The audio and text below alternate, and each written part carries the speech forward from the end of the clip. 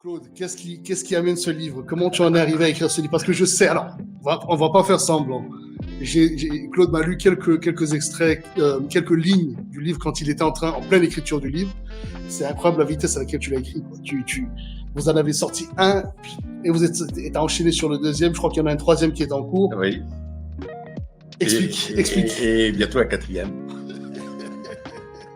Alors, sur ce livre-là, c'est mon autobiographie de 10 années de vie, racontée par un jeune garçon de 17 ans qui fugue pour trouver sa liberté.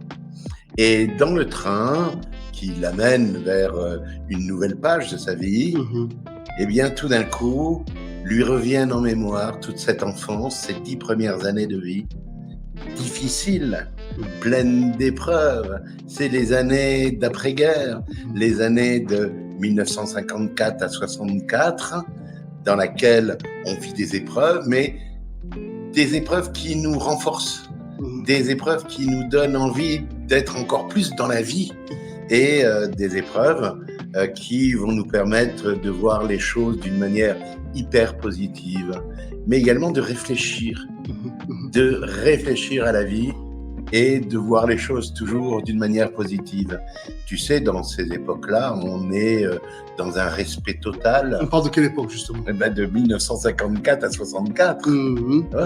On est dans un respect total. Après-guerre, donc c'est encore autre chose au niveau des mentalités, encore fraîchement, finalement. Très familial, avec le respect de la famille, le respect des anciens, le respect des décisions des autres, l'acceptation des autres.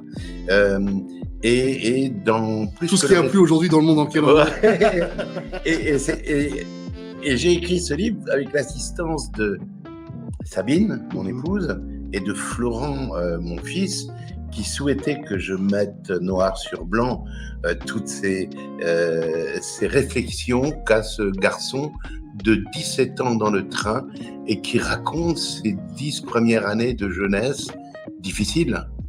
Difficile parce qu'on mange pas tous les jours à sa faim. Difficile parce que on mange de la viande une fois par semaine. Difficile parce que il faut toujours faire des preuves. Difficile parce que l'éducation nationale est très rude et il faut vraiment se plier à l'éducation et apprendre à réfléchir, ce qui malheureusement aujourd'hui n'est plus du tout le cas dans l'éducation nationale. On n'apprend plus à réfléchir, malheureusement. On apprend juste aux gens à répercuter des savoir-faire et on réfléchit à leur place. Des systèmes réfléchissent à leur place et des systèmes donnent des bonnes paroles à leur place à travers la télévision et les médias. Et malheureusement, eh bien, ils sont emmenés comme des moutons, comme des cohortes dans les réflexions. Alors je vais faire l'avocat du diable. Les primes. Je partage ton point de vue, mais il est important pour la notion quand même de diversité d'opinion, en tout cas de discours, de dire mais pourquoi dis-tu ça et qu'est-ce qui finalement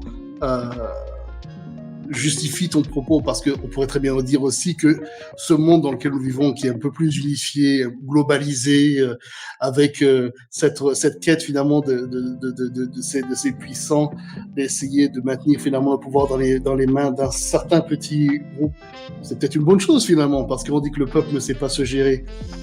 Donc, je crois que la liberté commence par la liberté de réflexion, la liberté d'expression.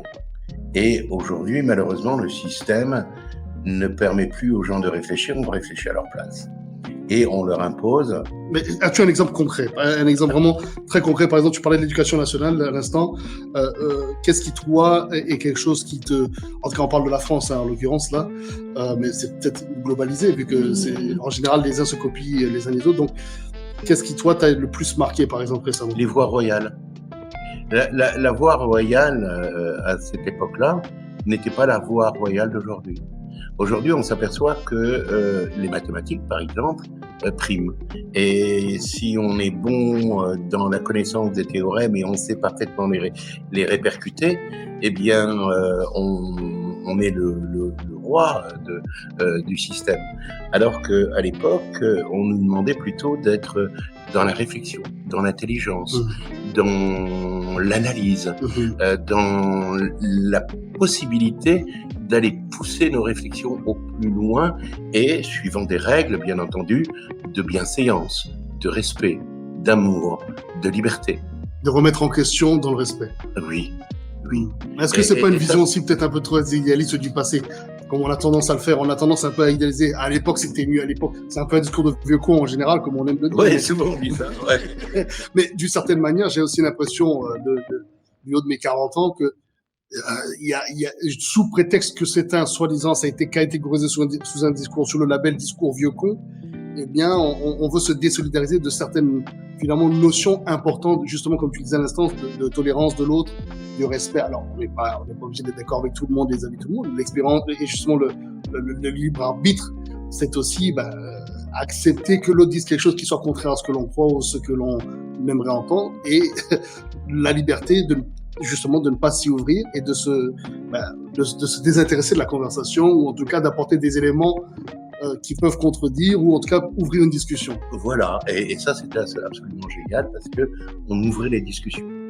Et ça permettait aux gens d'amener leur réflexion et les mettre sur la table.